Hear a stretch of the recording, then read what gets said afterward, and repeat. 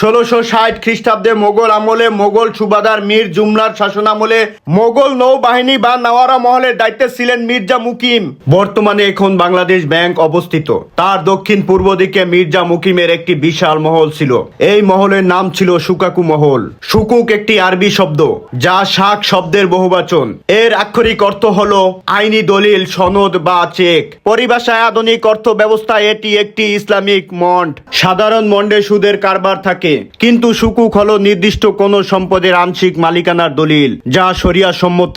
এই মহলের অভ্যন্তরে একটি বড় মনোরম পুকুর, দিঘি বা ঝিল ছিল, যা তখন সুকাকু মহলের পুকুর নামে পরিচিত ছিল। আল্লাহ তাআলা মির্জা মুহাম্মদ মুকিমকে ফুটফুটে সুন্দর একটি কন্যা সন্তান দান করেন।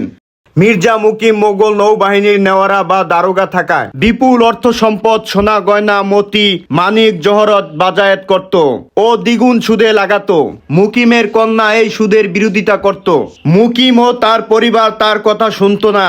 তাই মুকিমের কন্যা জিদ করে প্রতিদিন একটি করে দামি গহনা, অলংকার বা মতি এই পুকুরে ফেলে দিতেন। তাই মুকিম ও তার পরিবার তাকে পাগল, মানসিক ভারসাম্যহীন বলে আখ্যায়িত করেন। নামি দামি অলংকার, মতি ফেলে দেওয়ায় লোকেরা এই দিঘিকে মতির ঝিল বলে ডাকতো। মতি অর্থ মুক্তা।